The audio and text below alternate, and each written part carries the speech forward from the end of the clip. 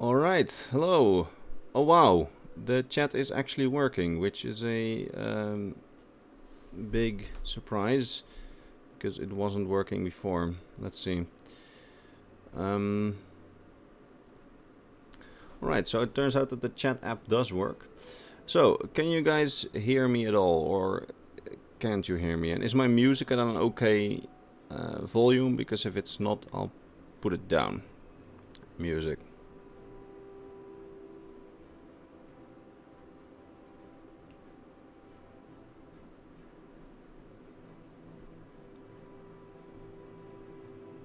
I assume that everybody can hear me, or not at all, because I'm not seeing any replies. Loud and clear, alright, everybody, now there's a bit of a stream delay, at least longer than usual, it seems. I don't know why. Normally the delay is much shorter, but I have no idea what's going on with the whole YouTube Studio thing. Before it wasn't even giving me my chat, and now at least the chat is on screen, which is positive.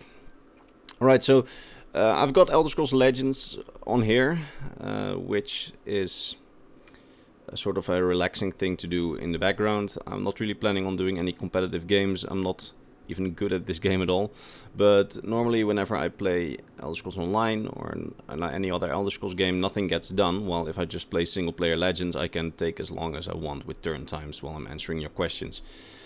So yeah, with this whole delay that's going on, 10 to 15 seconds I see from Aleo Race. I'm not sure how the whole question thing is going to go. Normally it goes quite smoothly, but I haven't done this in several months, and that's why I'm doing it again today. But yeah, we'll see. Alright, so some basic rules for the stream. As usual, I'll answer your questions that you put in the chat. Don't be mad if I can't answer your question very satisfyingly, because I'm not perfect, and I don't know every little thing that there is to say about the Elder Scrolls universe, especially some things that are more metaphysical, and some really obscure things like what Sebastian's asking right now. But the moon colonies, I don't know what the status of the moon colonies is right now. I don't think anyone actually knows, but on top of that, I only know that there were moon colonies in some sources in the lore, but my knowledge stops there, basically. So I'll try to answer the questions to the best of my capabilities, but I'm sorry if it doesn't work out that well. And Mr. Emperor Magnus Septim II, I do not speak German. I speak a few words. I can say Bahnhof, but it doesn't really go much further than that. Alright, so first question from Kevin C. Alright, legitimate question. Which mortal character in Skyrim do you think canonically is the most skilled warrior, not including shouts or magic? I would say probably the Ebony Warrior. Yeah, I would say the Ebony Warrior, because we don't know much about him, but we know that he says that he has done everything that has to be, that you can do. Those kind of things.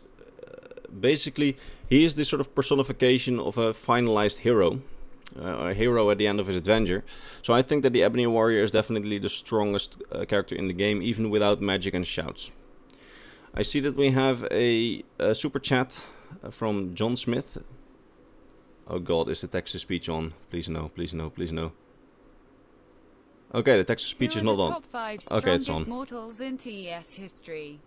I know this is a tough question and kind of subjective, since lists tend to be lol. Alright, so I still have the text-to-speech on. This is going to be a fun ride. So, who are the top 5 strongest mortals in Elder Scrolls history? It is indeed going to be very subjective. And also, there are some questions on who's a mortal and who isn't.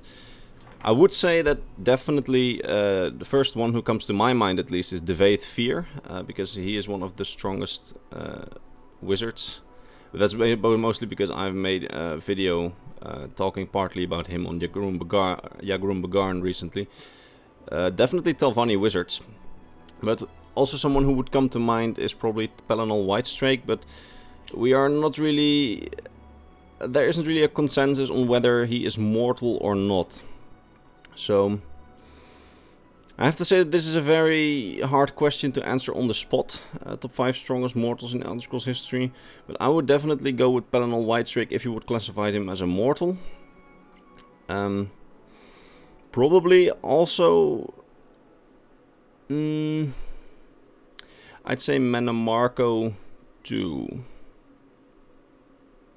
But I'm not really... I don't tend to focus on who's the strongest and on their capabilities, because I'm probably overlooking so many good characters right now and so many really strong characters. Because I generally don't tend to focus on the capabilities of characters in general. So I'm sorry for this very disappointing answer, but I rambled a bit on it. I'm sorry. Oh boy, first super chat question and I'm not able to answer it. We're already off to a good start. Alright, let's see. Daniel Serrano, are there any in-game books related to archaeology that aren't Dwemer? I believe that there's one on Nordic stuff, but not sure, actually. Let's see, German and Dutch, let's not talk about that. How did the Dark Brotherhood in Skyrim get contracts without the Night Mother? Asked by Super Beast. That's actually a very good question, and one that I recently addressed to a friend of mine. Without the Night Mother, the Dark Brotherhood in Skyrim was able to get contracts by listening to rumors of people performing the Black Sacrament. For example, the kid in Windhelm, Aventus Aretino. Everybody in Windhelm, or at least select people in Windhelm, knew that he was trying to summon the Dark Brotherhood. And because people knew, and people kind of tend to spread rumors, I mean that's what happens in fantasy games, in inns and the like. Because people know that it ends up with the Dark Brotherhood. Martin Septim is like first, maybe. Yeah, Martin Septim might be on the list of strongest mortals, but I'm not sure. Because he has some capabilities by the end of Oblivion, of course, but in terms of his raw capabilities as a mortal, I'm not sure whether he should be on the list. But, you know, I'm not all-knowing. But yeah, Super Beast, how did the Dark Brotherhood in Skyrim get contracts without the Night Mother? Very simple, they picked up on rumors of Black Sacraments. And whenever there was a rumor of a Black Sacrament, they would simply go there and be like, yay, we heard that you were performing a contract. That's why, for example, Amon Mogier, the one that wants to assassinate the Emperor, he has been performing the Black Sacrament for quite some time, but he never got anyone in terms of a... nobody ever reached him, because he kept it very secret. And only an assassin only came to him after the Night Mother spoke to the listener. So that means that, for example, nobles who would want to keep their Black Sacrament secret will never be contacted by the Dark Brotherhood, while people of lower status will be contacted by the Dark Brotherhood, because rumors kind of spread on them performing the Black Sacrament if they do it. Alright, so that was a really long answer. Let's see what's the first... Oh god, the chat has been going wild. Nikolai Hurricane, did the Thalmor remove the Moons of Elsewhere to bring them back? Or did they use their disappearance to bring them back and get the trust of the Khajiit? We're not really sure how the whole Moon's disappearance... How that's... what's the English word? How all that worked. Because a lot of people, of course, speculate that the Thalmor did it, because it was very convenient for them to claim, well, we brought it back, and then the Khajiit were on their side. So a lot of people speculate that they actually let them disappear as well. It's also in one of these books, but that book has a really bad case of the unreliable narrator, since it's written by a refugee coming from Thalmor lands. I'm not fuck, I dropped something. I'm not sure on which side of the whole debate I am, since each of the options are, or each of the options of what caused it have somewhat of a predicament to them. But I'll say one thing, and keep in mind that the canonicity of that is debated. But Michael Kirkbride, one of the writers of the Elder Scrolls universe, after he stopped working by Bethesda, always said that it was some kind of eugenics experiment. And usually eugenics is related to the Thalmor, meaning that it might be the doing of the Thalmor, but do remember that it was written after he left Bethesda, so we're not sure whether, if the Elder Scrolls 6 will touch on it, whether that will still be canon. But if you want, you can take it as such. But even then, he never said anything specific on it, just that it had something to do with eugenics, meaning that it probably had something to do with the Khajiit, as, you know, the Khajiit really depend on the moons for their whole reproductive cycle, meaning that if you could mess with the moons, you could mess with the reproductive cycle of the Khajiit. If you want to know more about it, watch my video on the Void Knights. But I'm not sure if I make any more points there than I made here, but I at least go into it less hastily. Alright, let's see. And again, the chat is completely full. Super Beast responded to my thing with the rumors from the Dark Brotherhood. Well, I touched on that some people completely kept it secret, the sacrament, and to them, nobody showed up. Like Amon Mocher, the guy who contracts you to kill the Emperor, he didn't tell anyone, and that's why he had to wait so long before an assassin came to him, because an assassin only came to him after the Night Mother contacted the listener. I seem to vaguely remember Amon Mocher saying something of the like, of finally someone's here, but don't quote me on that, because it's been a while since I did that voice line. Ulfric's quite strong for a mortal, since he can also use the voice. Yeah, but the question on the mortals was apart from voice, right? Or not sure. But even then, there have been many Nords in the past who could use the voice. It's only been in the last few eras where the Nords weren't able to. Like in the first era, there were whole armies of voice users. I mean, you should look up the whole Battle of the Red Mountain thing with Jurgen Windcaller. It's basically had a whole army of voice users. Emperor Magnus Septim II is the Altmeri Dominion administered by the council or a king. It's administered by some sort of Thalmor council. I remember that the priest in Falkreath, he tells you something about that the council of the Thalmor selects people to join them or something like that. I don't remember the exact premise of what he said, but it's very clear that the Thalmor aren't governed by a king, but they're governed by a council. Whatever the power dynamics within that council are, we don't really know. Could be that the council is simply headed by someone who is way more powerful than the rest. Like, for example, in the Soviet Union, you had the Politburo, but usually there was one person, the Secretary General, who simply had everything. He could just determine everything that they did. So we don't know the exact power dynamics within that council, but we do know that the Thalmor are ruled by a council. Inverclear asks, will this be uploaded after it concludes? I want to watch it later. I've been trying to upload streams, but every time I do it, it somehow doesn't work, and the stream has only been half recorded by YouTube. Maybe with the whole new, YouTube studio, it finally works. I'm not sure. Do you believe in the Stormcloaks or the Empire?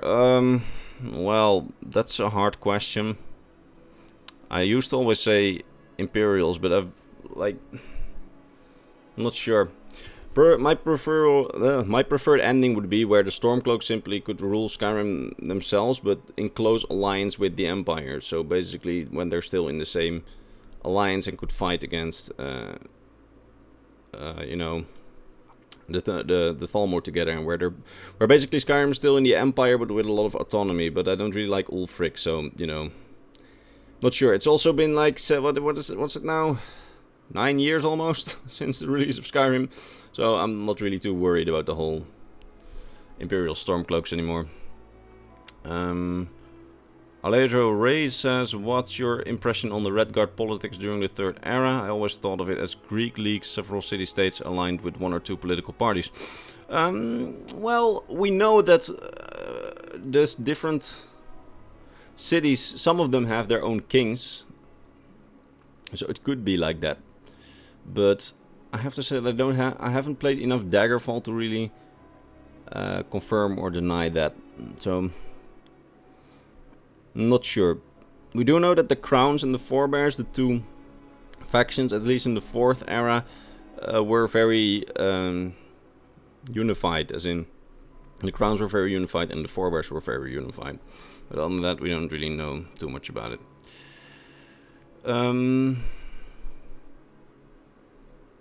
Sebastian, what happened to the babies of the Khajiit while the moons disappeared? Well, I also touched on that in my video on the Void Knights. I remember that there is a Khajiit race that's born whenever there's 2 new moons, so when you simply can't see both moons in the sky. I speculated that it was either that, so either all the babies of the Khajiits became just simply that race, or that only gets born when there's 2 new moons, or they were simply born dead, or something like that. Braden March asks, are the Dwemer related to any other race of elf? Yeah, the Dwemer came from the Aldmer with a D, so the parental race of all the elves. We don't know exactly how the whole family tree goes, but I am personally thinking that they are most likely a direct descendant from the Aldmer with a D, so not with a T, because the Aldmer with a T, those are the high elves, obviously. Hey Imperial Knowledge, I was wondering yesterday, do the Dragon Cults and First Nords, were they already when the Admorans came to Skyrim? Yeah, the Dragon Cult existed on Admora. Basically, the Dragon Cult and the Dragon Worship was brought to Skyrim by the Admorans.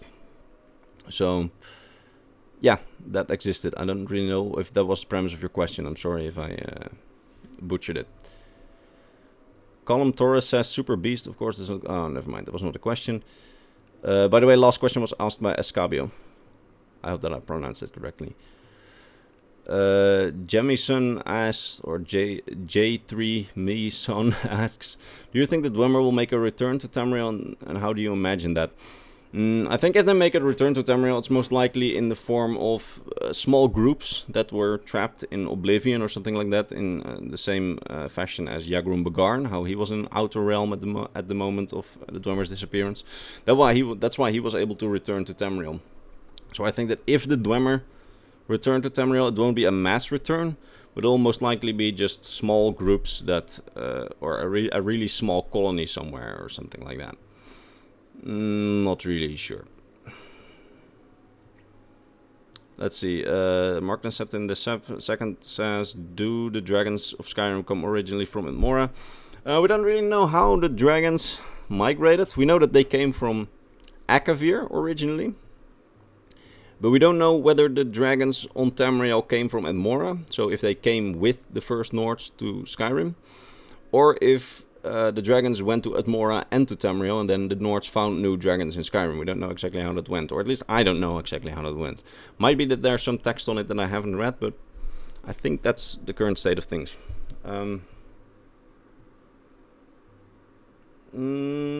the next question? If we were to assume that the Thalmor do want to unmake the world by deactivating the towers, wouldn't a return to divinity be better than the continued decline of Mundus?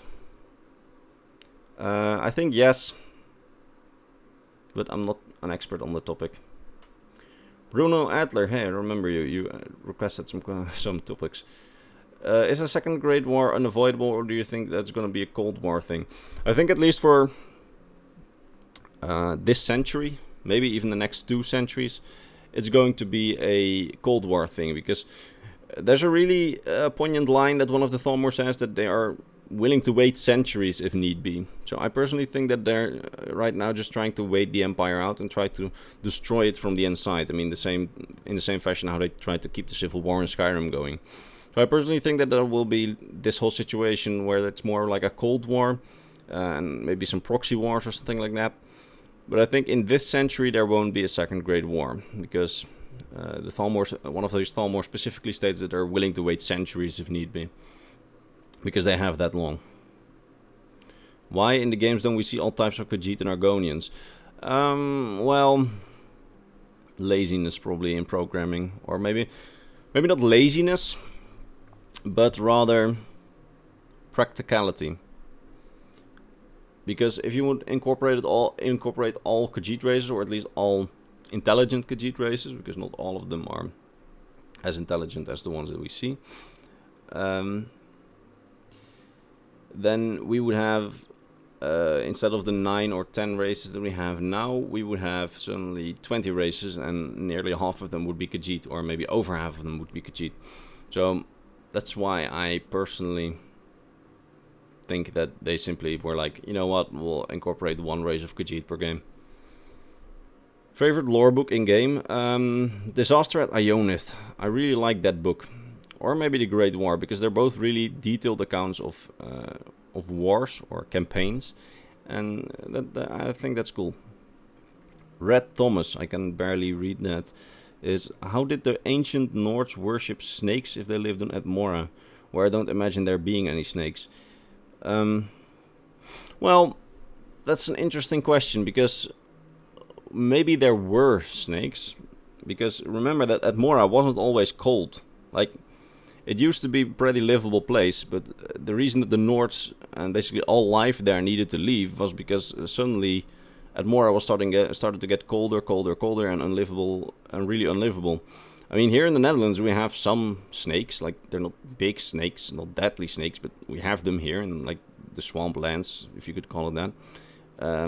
So even if it had like the climate of the Netherlands at some point, which I personally think it needs to have had to have sustained such like big life, because basically all of humanity was living there at a time, or at least a big part of humanity was living there at a time.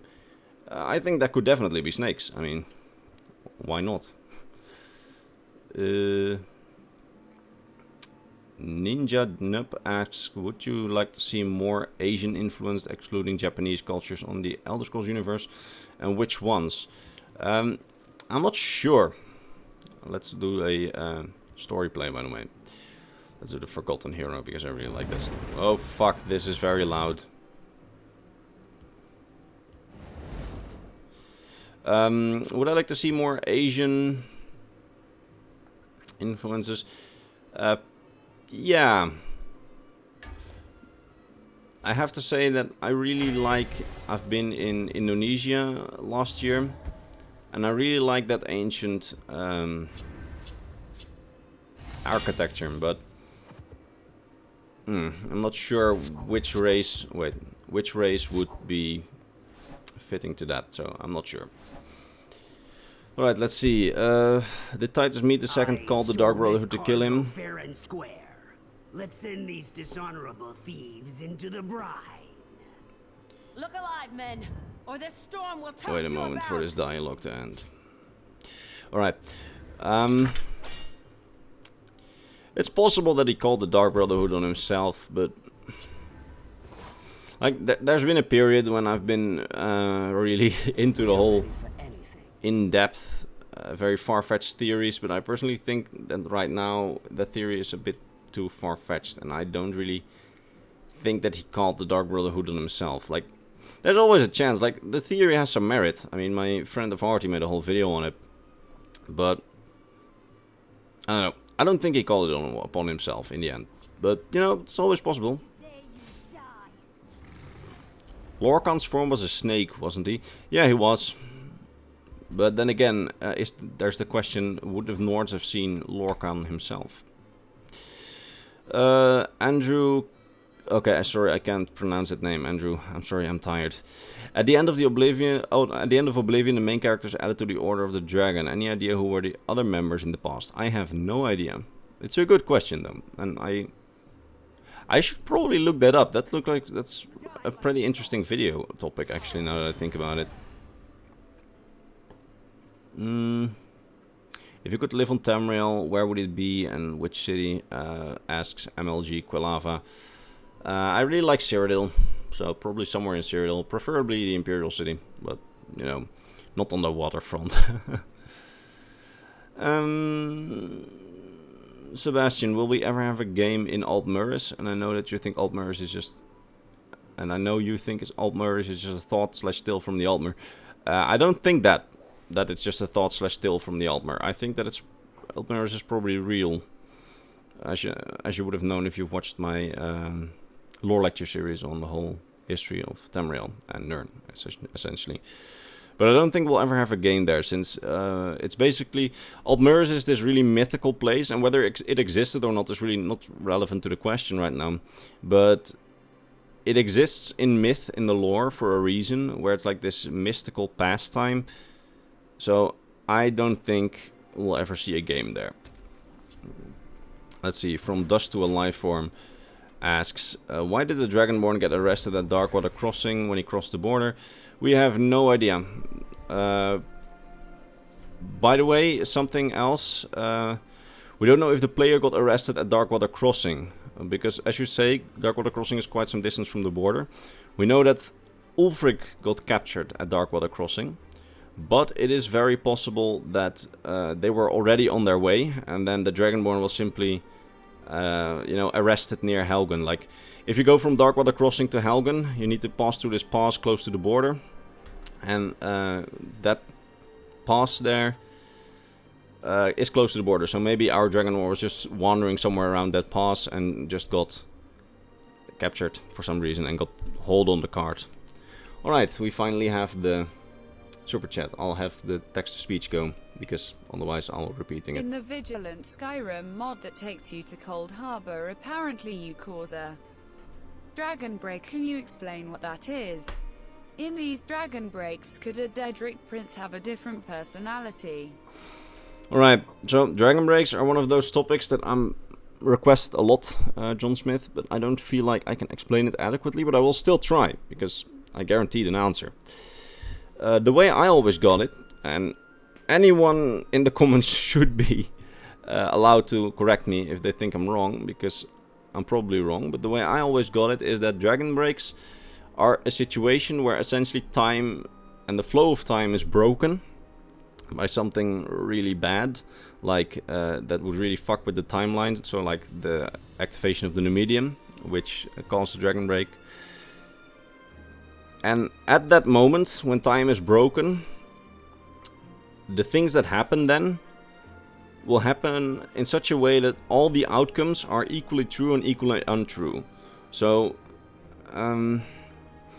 it's not really to be explained simply, but the best example is the Warp of the West, where it made it so that all possible outcomes of Daggerfall were true.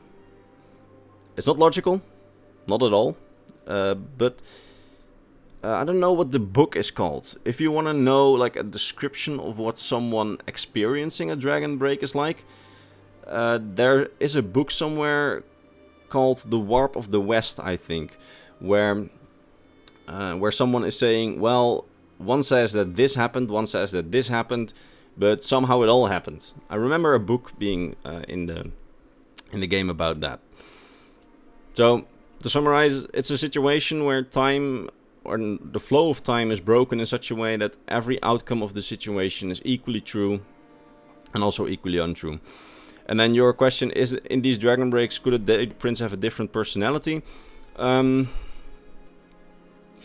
Either I am simply not qualified enough to answer this question, which I'm absolutely not, by the way, but I would say that dragon breaks and the Daedric prince's personality don't have something to do with each other necessarily.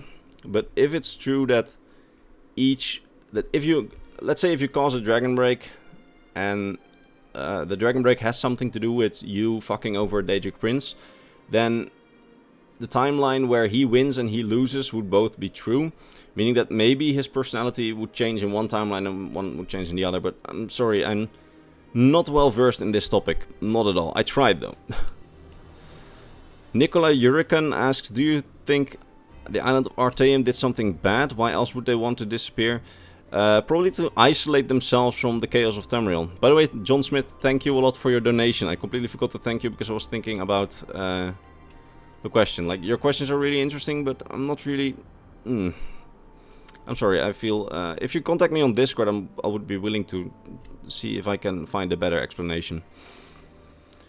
From Dust to a Life Form, well, that would be because Raylov talked nonsense. Oh, alright, never mind, that was not a question. Braden Mark asks, do the Dunmer have a chance of rising to power again?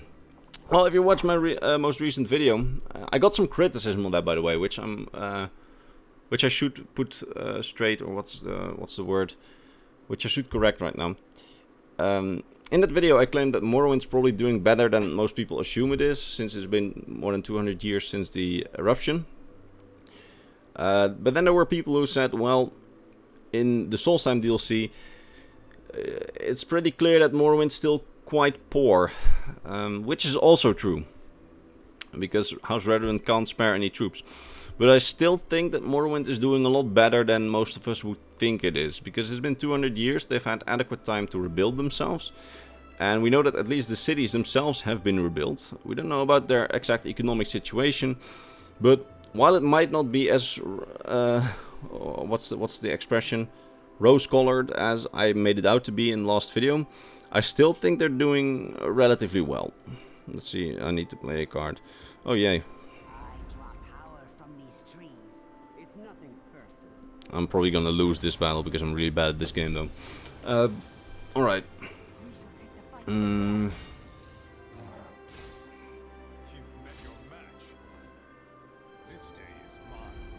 By the way, if you want to hear something on the Dragon Breaks, Emperor Magnus Septim just said, the strings of time merge during a Dragon Break and all possibilities are happening. For example, at the Battle of the Red Mountain, Dumak, King of Dwarves, was killed by Nerevar, Wolfhearth and a Khajiit at the same time.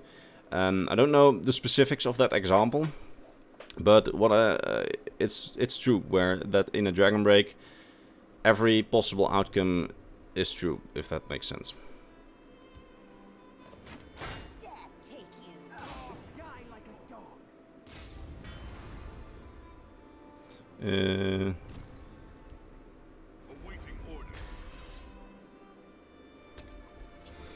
Let's see. More questions. What fantasy books did you read when you were younger that we might not have heard of and would recommend?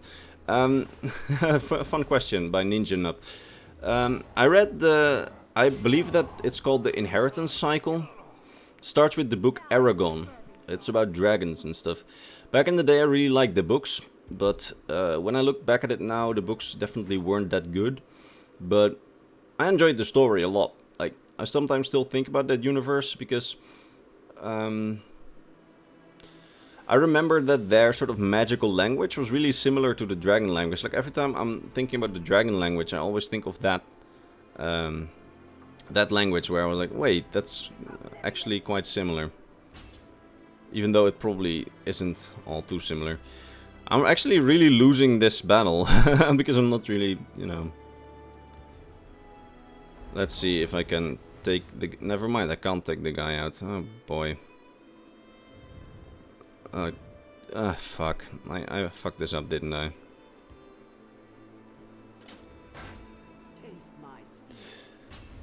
But yeah, The Inheritance Cycle, first book, Aragon, that's one of the fantasy novels that I read in my youth, and I liked it, but looking back at it now, they're not that good. Let's see, more questions. BFM Troopers has 2 questions. What do you think of Fallout and the theory that the Elder Scrolls and Fallout are connected? Personally, I don't think it makes sense. That's only one question, Mr. BFM Trooper. Or do you mean, what do you think of Fallout? Well, I like Fallout, just not 76. I've played that for a while, but I simply don't like what the game has to offer. Like, even apart from the fact that everybody's bashing on the game for it being so bad, I just didn't like the gameplay. Like, I didn't really like the idea of a multiplayer Fallout. I always assumed that's better as a single player experience. Although, what do I think of the theory that the Elder Scrolls and Fallout are connected? I think it's not... I don't know.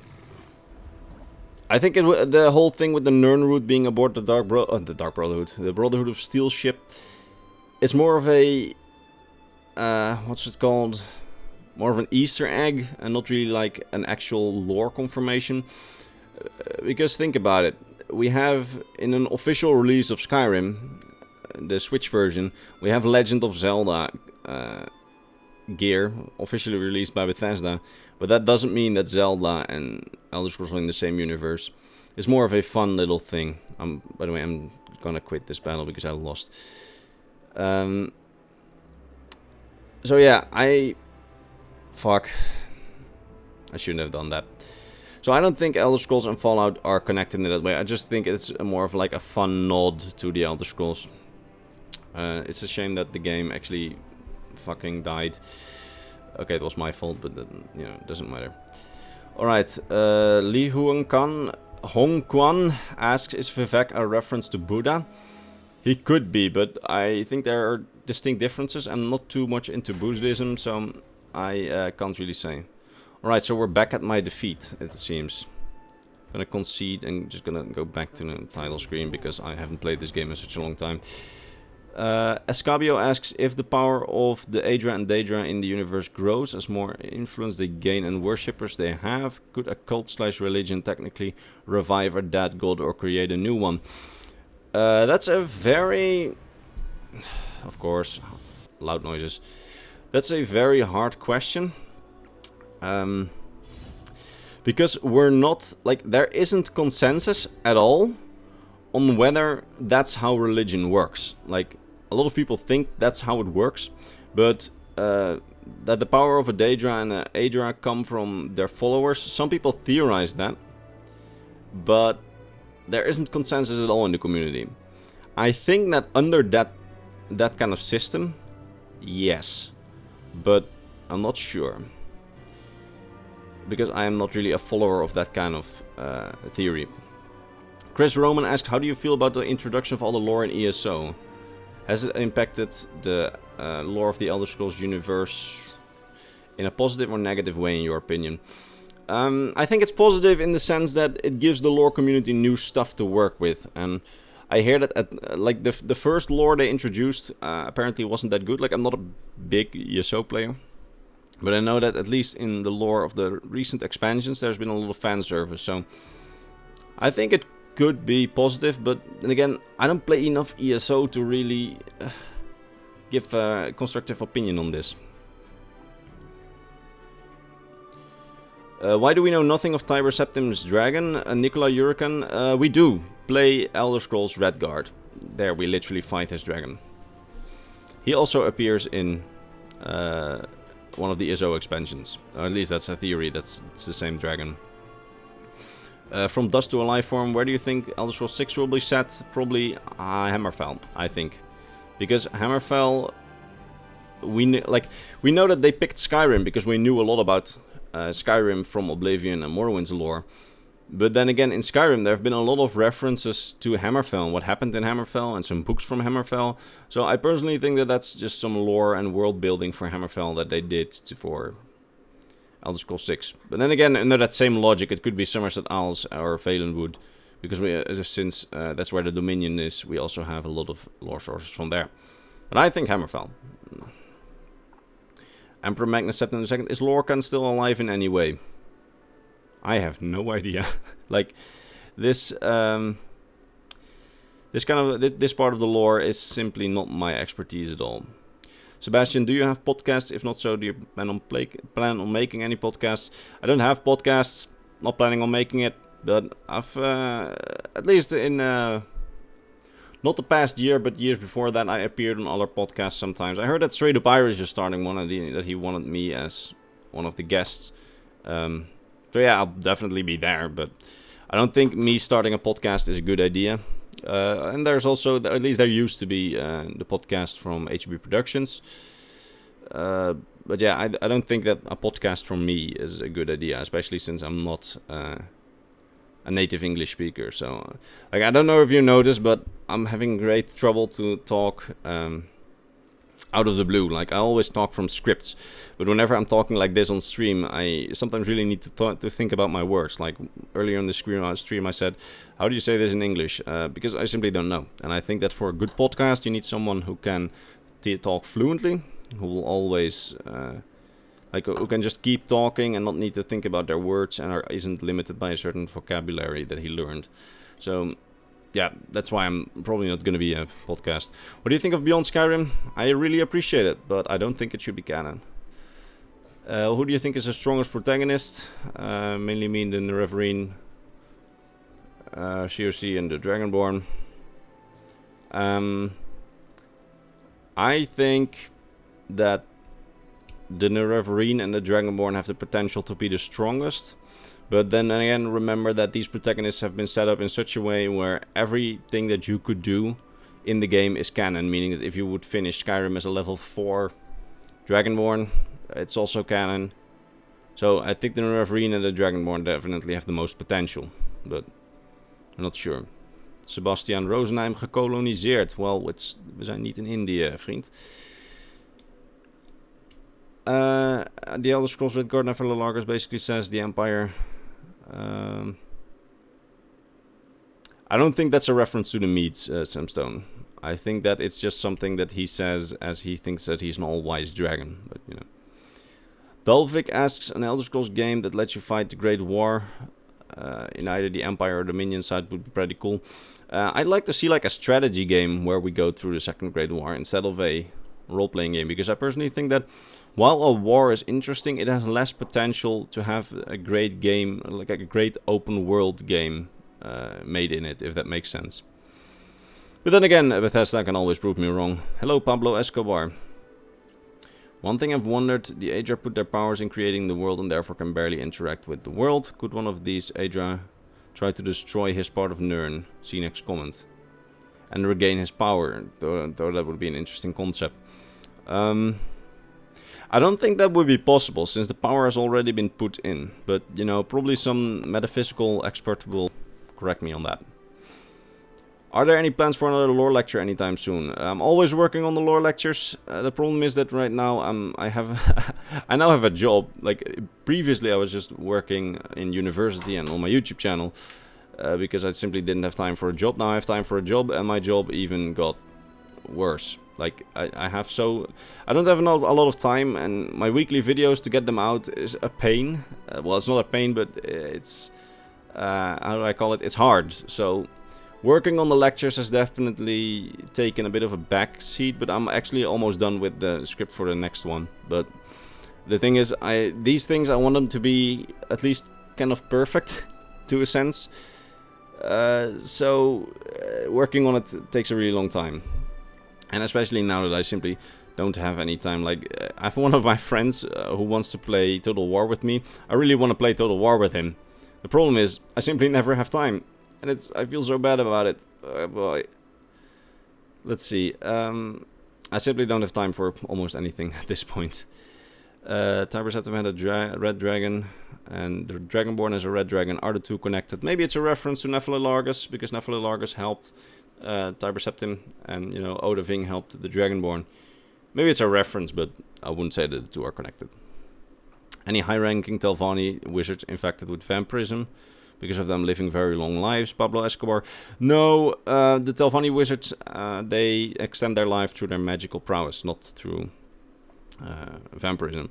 Maybe one of them has it. Like, the two aren't mutually exclusive, but the explanation for their long lifetimes is not vampirism. At least not the ones that we have gotten.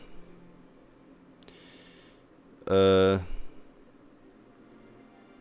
think the Dwemer will return in the Elder Scrolls 6. Perhaps the disappearance of their race was just a dragon break. Destructor GG, it's possible, but I don't see it happening. It seems like the Dwemer are one of these things where Bethesda just wants cool ruins of a long-gone civilization, and while it would be cool to see them return in some way, especially if they're especially if this is done in a good way, but Bethesda, as of late, hasn't been known for doing things in a good way. It would be cool, but I think that they will just be gone forever. Let's see, we have some card packs that I actually want to open, because I love the artwork on each of the cards, and especially with the latest few updates, I haven't seen any of the new cards. I don't think this is a new card. Like, this kind of artwork, I really like that, because this kind of scenery, where a Dwemer spider is coming out of the wall, I mean, this is doable in the engine, but you can never get screenshots that are that good, or like something like this. And that's why I really appreciate Legends. Like, I don't even like the card gameplay, I just really like all the artwork in this game.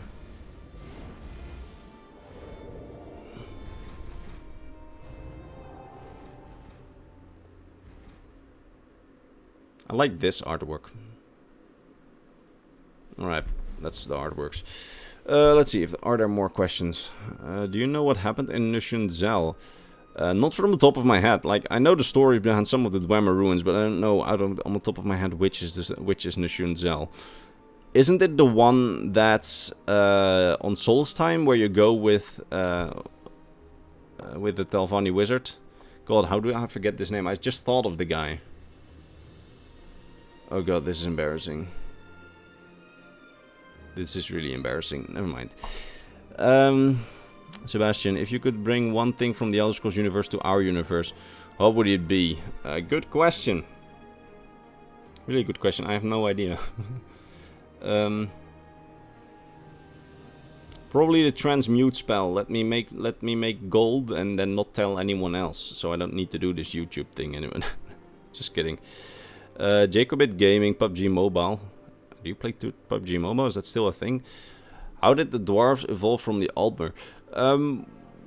No, it's never explained. Like, the whole thing where the different races evolved from the Altmer with a D is simply never explained. Like, they just say that there's one parental race, the Altmer with a D. So Altmer, not the Altmer. This is why I hate English, because, you know, I can't pronounce this shit. Because it's never explained. They always just say, like, well, they went there and slowly they turned into the Dwemer. Like, it's probably evolution in the same way as it's in our universe, but then a lot quicker, because there haven't been millions and millions of years. But then again, we know that every race, or at least every elvish race and every man race, can procreate with each other, so they're not evolved that far away. They're just a different race in that sense. Neloth, yes, thank you, Emperor Magnus said in a second. God, this was embarrassing. Ninja Nub asked, do you play any instruments? Nope. Is mayonnaise an instrument? Sorry, that was the meme. Siege Mechanic was definitely the best part of ESO. Yeah, I liked ESO Sieges, but I'm not sure how it would work in a single player game. Like, it worked because it was multiplayer, but I'm not sure how it would work in a new Elder Scrolls game. Like a single player Elder Scrolls game. Which Bosmer NPC is your personal favorite in all the games? I'm gonna be very honest here. It's one that nobody else likes. It's Honoriath from Whiterun. But it's not what you think. I really like this guy because I wrote him into several of my Elder Scrolls stories, like my original Elder Scrolls stories. I just wrote him as sort of a side character where he's known the protagonist and he helps him along somewhere. I don't know. It's not for any real reason. If I need to say which Bosmer NPC is my actual favorite, like apart from my own stories, it's probably Camoran Eredon, like the king of the Bosmer in ESO. I really liked his design and I really liked the idea of him. When Arniel Gain vanished, it had a conjuration effect. He didn't just vanish, so maybe he was transported rather than disappeared, Zero Zoom style. It's possible, Destructor GG. Like, I'm not sure. Michael Krebs asked, do you see yourself branching out to Starfield or Fallout lore in the future? Not Fallout, because Fallout lore is very oversaturated, like Elder Scrolls lore as well, but I'm in that community now. Maybe Starfield. If I like Starfield, I might actually go there. I've been thinking about doing lore from other series, like I had a lore video of Fire Emblem Three Houses lined up, then it turned out that, you know, the DLC was coming, so I was definitely going to wait if I'm ever going to do that. I'm not sure if anyone would even like that video, but you know, that game has quickly become probably my favorite game of all time. But Starfield maybe, like, I'm not sure. If it has good lore in it, I'll definitely do it. Emperor Magnus Septim says, oh yeah, happy Valentine's Day. Yes, everyone, happy Valentine's Day. Unfortunately, my girlfriend's at work, and since I'm working now too, we're both at work, but I'll go to her tomorrow. Let's see. Do you think the Neverine will ever reincarnate again, or is that over now that the prophecy is complete? I think that it's over now that the prophecy is complete, because his reincarnation, Nerevar's reincarnation, was tied to the prophecy. So that the prophecy was that his reincarnation would do all the shit in Morrowind.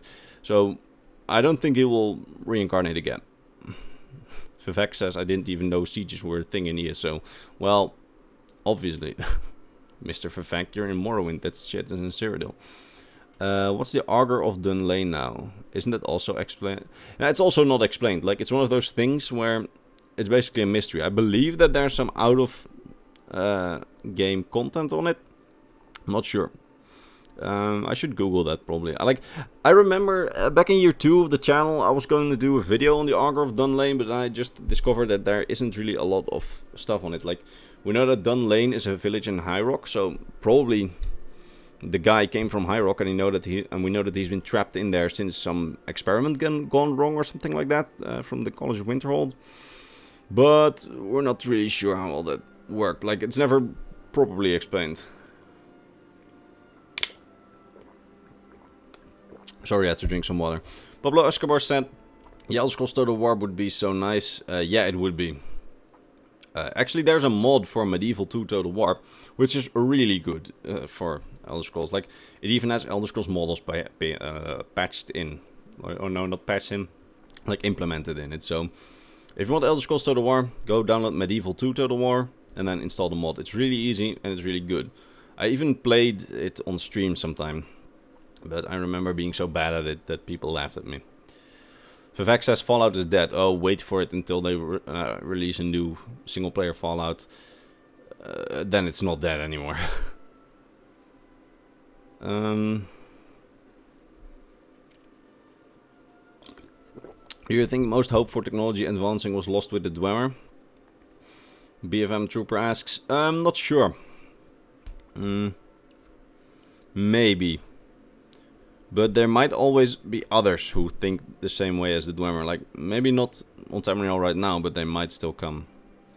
Sebastian asks, how does the reproduction of the Argonians work? I can't say it from the top of my head. Like, I know how it works, sort of. But I touched on it in my procreation video of the Elder Scrolls. There I try to explain the whole thing of how the Argonians procreate. So, yeah, watch that video. Is it possible that Maroon's Dagon is the League version of Lorcan? I would say no, because Maroon's Dagon is definitely a Daedra. But, you know, might always be that I missed some part of the metaphysical lore. Alright, we have another super chat from Mr. John Smith again. Give Three Houses content a try, man. It's such a great game, and you fleshing out the lore would be great. Alright, John Smith, I really appreciate your donations. But the DLC just came out. And if you spoil me, like, I won't forgive you. I've been trying to stay unspoiled on the DLC and I need to play it first. I know that it has some lore in it. And I've actually made a whole script on the... in terms of Three Houses, I made a whole script on the sort of lore of Fodlan. Like the continent of Fodlan, the continent it takes place on. Since, for the people that don't know, Fire Emblem Three Houses is a game where you have 4 routes of the game. And each route sort of gives you a perspective on history. Like, the whole conflict that's going on right...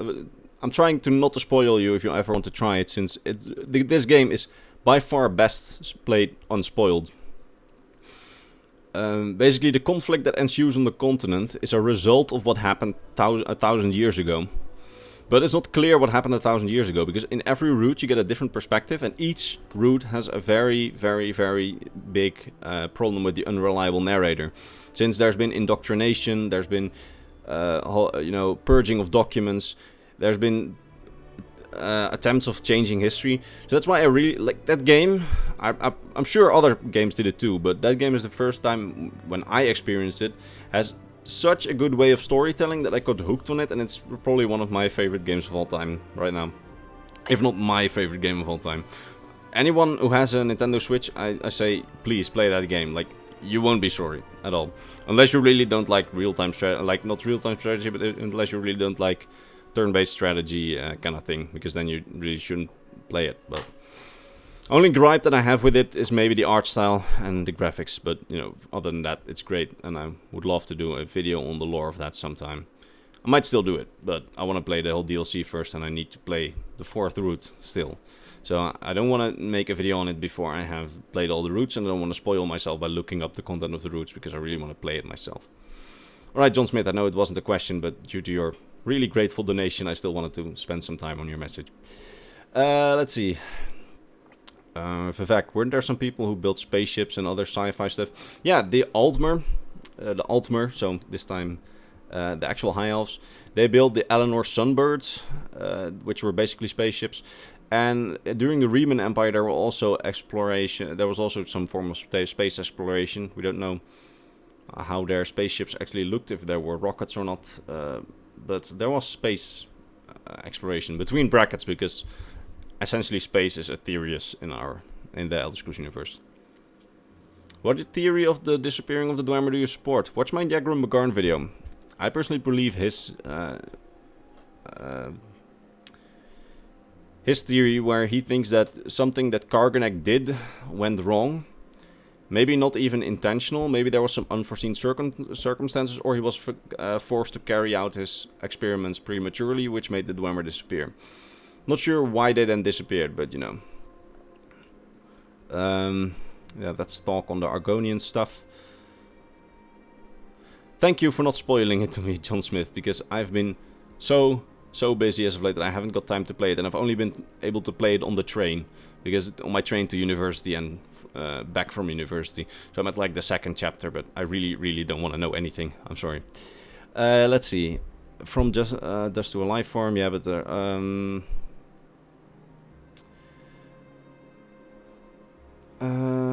which elven race would you consider least xenophobic? The Bosmer, the Dunmer? Probably the Bosmer. Yeah, the Bosmer, definitely. Jacobit Gaming, PUBG Mobile. Do you still play PUBG Mobile? Like, I genuinely want to know, because I played it once with a friend on an emulator, but never really got into it. You want to see Jiglag come back from the Elder Scrolls 6, but I don't feel like it works well with Hammerfell. I mean, they could always make some sort of questline for it. I was actually really surprised that Jiglag wasn't in Skyrim. Or at least, not that I'm aware of. Like, I've been playing this game for several years now. Would be weird if I didn't know, but maybe there is some sort of way. I mean, we know that there's a reference to Jiglag in the game, but other than that. Tiber Septim continue the Moon Colonies project. Building a colony on the second moon. Could be possible. I haven't read that. Are we still talking about... It's not Yu-Gi-Oh! Emperor Dark, it's Elder Scrolls Legends. We're still talking about the whole Argonian lifeform thing, of the Argonian reproduction in the chat. I'm sorry, I really can't talk with you about it since I made a video on it, but I really forgot how it works exactly, so I'm sorry. Do you think the Thalmor run some kind of concentration camps?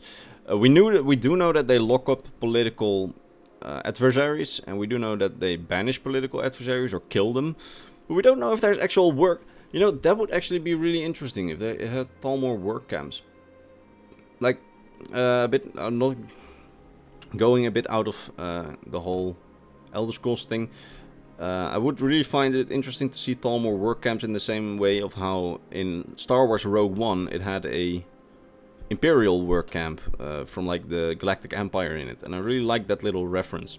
So I would also really like to see what a Thalmor work camp would look like, if it even existed. Like, I'm not sure. I'm a professional player for esports org, Buskill Sports. Oh, cool.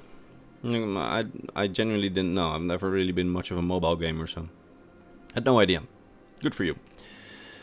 And ask, is there any chance of going to some Plenum of Oblivion in the Elder Scrolls 6? We'll probably go there. I mean, think about Oblivion, where we basically spent half of the game in Maroon's Dagon's plane. And in Skyrim you can go to the Soul Cairn, which is a sort of pocket of Oblivion, but still a sort of mini plane of Oblivion. So we'll probably go there. I mean, in Elder Scrolls Online we basically go to Planes of Oblivion all the time. I mean, why not? Dear knowledgeable magical wizard, thank you very much for this great title. Is it possible that there will be a second great war between the Dominion and the Empire? The Emperor wishes for an answer.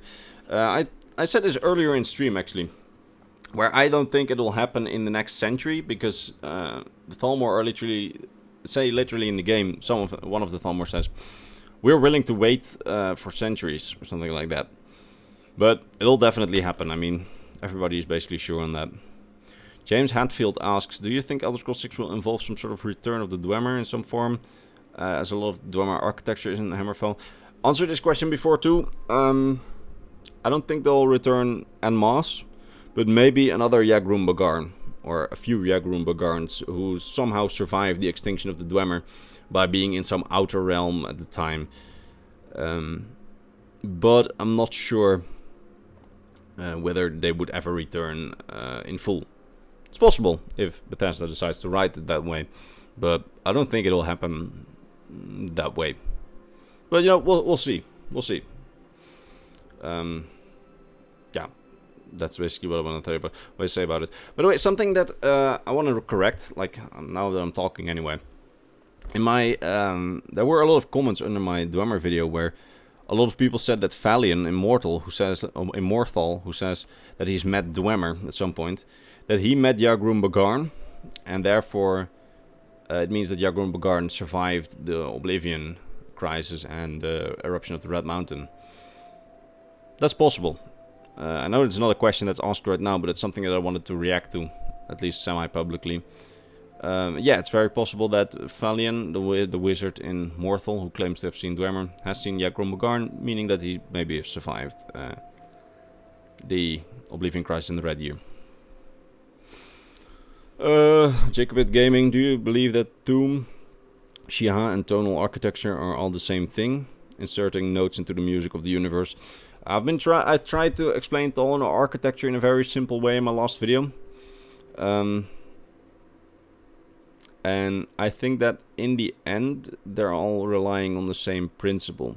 Because tonal architecture, Chiha and Thuum are all forms of tonal magic. So essentially they should work in a similar way. But other than that, this is not my area of expertise, so don't trust anything that I'm saying on this. Escabio asks, is the Redguard knowledge of firepower technology brought by them or by Yokuda, or did they discover it after they arrived? It's both possible. We don't know exactly how the whole, cannon invention by the Redguards went. Because we know that they have cannons. Like, with cannons, I mean literal shit that you put on ships and then shoot other ships with. But we don't know whether they discovered this after or before they left Yokuda. I would say maybe on Yokuda.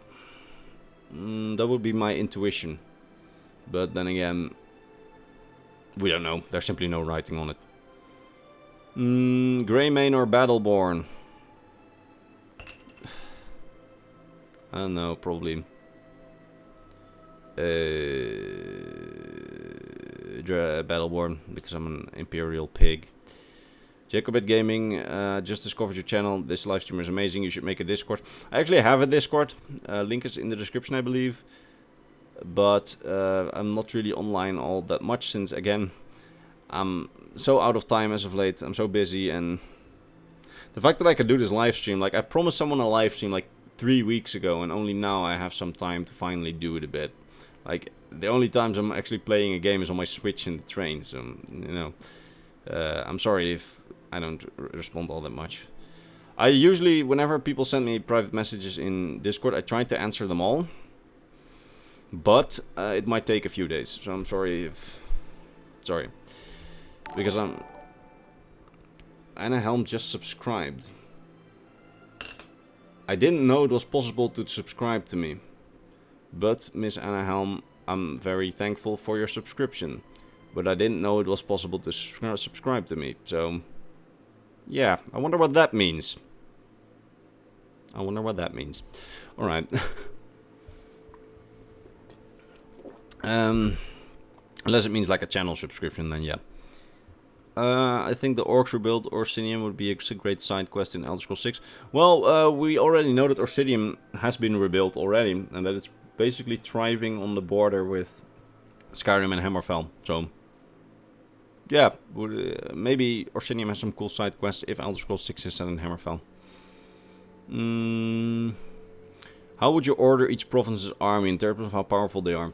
Well, wouldn't really have much. It wouldn't really make much sense to order armies' strength by province, since, I mean, Cyrodiil, Skyrim, and High Rock are the Empire. Some people would count Morrowind as well, but even if Morrowind's part of the Empire, it's very autonomous. And I'd say that probably the Dominion army right now is objectively the strongest, with the Empire in close second. Then probably Black Marsh being somewhere between the two. Because Black Marsh, like, people will often say that Black Marsh is really strong in a military sense since they were able to push out the Empire, but that's and because they were able to even push back Maroon's Dagon. But I'd say that that's mostly because they, especially in the Oblivion Crisis, all the Argonians were concentrated in Black Marsh, and when they pushed out the Empire, I mean, the Argonians are basically experts on swamp fighting. So I don't know if in raw, like in their own province, they're definitely the strongest, but whether they are also the strongest in a raw power sort of way, not sure. So probably Black Marsh followed close second, followed by Morrowind, but probably Hammerfell being the weakest of them all. But I don't think Morrowind and Hammerfell would be they would be mostly even, probably. God, I'm thirsty. Let's see. Anthony Blocks asks, in Oblivion it was made clear that the Argonians had claim on Leeuwin County. Would the nationalist Argonians be willing to lend a hand to new hostilities from the Thalmor? A pact of sorts. I actually speculated that partly, where the Argonians and the Thalmor could form a pact against the Empire with the promise that Black Marsh would get the Nibene Valley, since they are very nationalistic and want Black Marsh to be restored in the way it was before all the colonial powers that overruled it and ruled over it. I mean, so it could be possible, but I don't think they want it that bad, because the Argonians are very, very comfortable in their whole neutrality and whole nationalist thing right now. Who Maik really is. He's an Easter egg. Sorry, I'm not really into looking too much into Maik. Do you think that High Rock will also appear as a DLC? Well, I'm not sure if it will appear. Like, we're not even sure where Elder Scrolls 6 will take place. It might take place on Cyrodiil, for all we know, or elsewhere. I really hope that it would be elsewhere, but it's probably not. But I think that if High Rock will appear, it's probably going to be a DLC. Or we're going to go to Iliac Bay again, in which it would appear both, or in which it would appear coinciding with Hammerfell. I'm not sure. We don't even know where Elder Scrolls 6 will take place at this point. Jacob the Snickup says, Snakeyup. I'm not good at pronouncing things. I think it would be cool to see a faction that's a pocket of resistance within the Thalmor that would work with the Empire in the next war. Well, we know that those kind of pockets of resistance exist in Valenwood, or at least have existed, because the Penitus Oculatus, the security force of the Empire, actually helped Valenwood rebels against the Thalmor. If you want to know more about that, I'd read the Infernal City and Lord of Souls novels, since they actually go into that kind of lore, which is very interesting. Do Argonians lay eggs? Well, Mr. Bjorlafur, or I don't know if I pronounce your name ever good. We had a whole discussion on that earlier in the chat. I actually talked about it seriously in my video on procreation in the Elder Scrolls universe. But the Argonians laying egg things, we had a whole discussion on that earlier, and I'm not starting that again. Oh god, it's already starting again. Actually,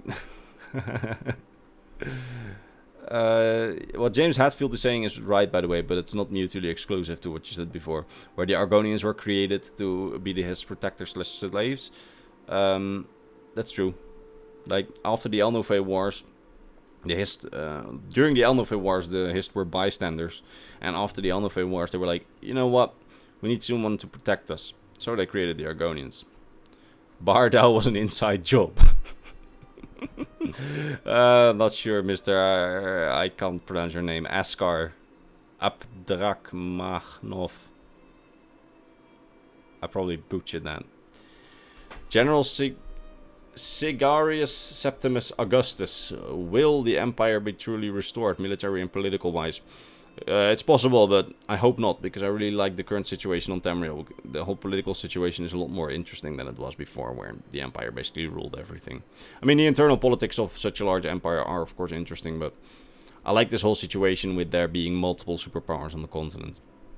Or at least that's my personal preference.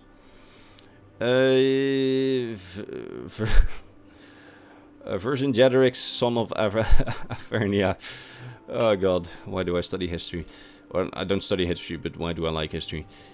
What's the nature between the Khajiit and the elves? What do you mean nature? Do you mean history? Is it the difference? Is it genetic, or are the Khajiit actually just beast folk? Always been really unclear beyond weird creation myths. Well, that's a whole thing that there isn't consensus on this at all in the Elder Scrolls community. Like, I personally think that the Khajiit were the old Elnofey inhabitants, so the original Elnofey that in the end would evolve into the Aldmer, so the elves, which evolved into the Khajiit, meaning that when the Aldmer arrived on Tamriel, there were already the Khajiit, because they evolved away from their parental species. That's my personal take on this, but that's not shared with basically anyone in the community, since everybody thinks different things. So really, you shouldn't take any of what I say on that for granted. But I think that the Khajiit are parented to the elves, because we have some reason to think that, as we know that Khajiit can, in really rare cases, procreate with elves, but not with men. So that's why I think that they are very, very far descendants of the elves. But then again, that's really not shared by most in the lore community, so there's no consensus on that. Emperor Magnus II, is the Mede Empire comparable to the Holy Roman Empire? Maybe a bit, but I think a comparison like that would mostly be looking for coincidences, coincidental. What's the fucking word? You know what I mean. Like, it would mostly be coincidental if you can compare them. Aren't the Slodes right of the shores of Hammerfell? Well, not right of the shores, but they're out there. Like, they're not near the coast of Hammerfell, but they're close, relatively. Do you think the Redguard are from the past Kalpa, as they believe that... That's also... There's no consensus on it. A lot of people within the lore community assume that the Redguards or the Yokudans came from the previous Kalpa. I'm not one of those believers. But I see their points. And my theory on it, which I present in the lore lectures, has significant flaws. So I can't say anything on this, because while I personally don't think it is that way, I also don't have any good arguments against it, so don't take anything from me, please. Slowed invasion dynasty comparison. No. Chris Roman, thank you for your donation, but you don't accompany it with a question, so I can't answer any question for you. Mind Swag asks, ever played ESO? What's your opinion of it? I played a lot of ESO, especially with a little group of people that I've been introduced to by my friend Mr. Christmas. I played a lot of it. Always really enjoyed the quests, but I never really got into it too much. Really enjoyed the house builder. The house builder has been really great. Like, I have an aquarium in my house. If ESO, let's see if ESO has to update. If it doesn't have to update, I'll just show you around my fucking house. But I don't play it competitively in any way, or I don't play it a lot either, because ESO takes a lot of time to get invested into, and as I said before, I really don't have a lot of time. General Sigarius asked, how's your day going? Pretty well so far. Yeah, pretty well. It's been a busy day. I went to university first, then went to work first. Had some really... didn't have problems with my student, but... I mean, you know how kids are on Fridays, so... Retiring. Jacobit Gaming asks, I don't think that the Khajiit and the elves are related. Yeah, but that's what I mean with the feral cats that hissed at their boats. They used, like, in my theory, I think that they evolved away from the elves in the very, very, very early Moraddic era, or even before that, maybe in the Dawn era. So, even if they're related, which I think they are, they would be very far related, meaning that by the time of No, ESO has a really large update to download, so I can't show you around my house. That's a bit of a shame. So yeah.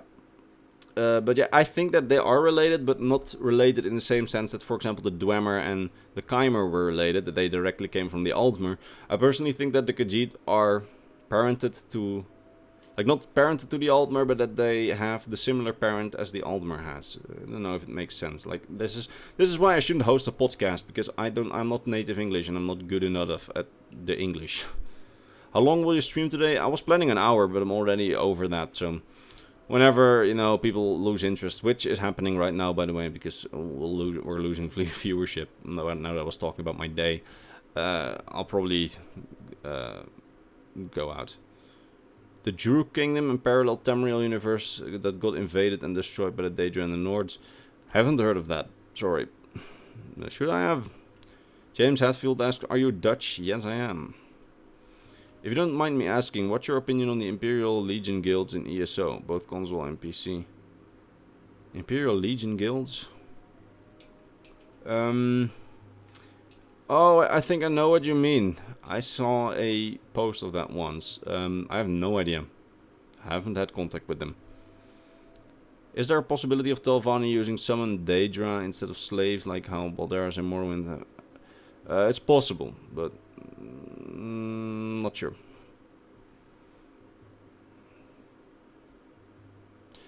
Alright, we have arrived at the point where Emperor Magnus Septim II asked me pizza with or without pineapple. So I think it's time to leave the stream tonight. Alright, I've answered quite a lot of questions, so I'm thankful for all your good questions. I hope that my answers were at least somewhat satisfactory. I'm not sure if they were at all, but you know, that's always how things are with me. I hope you enjoyed, and if you didn't, well, I'm sorry. I'm gonna head off again. I hope you enjoyed this stream. I try to do them every once in a while, but yeah. I never know how to end these things. So I'm gonna make a new video soon. It's gonna release on Thursday. So yeah. Bye. Good night, everybody.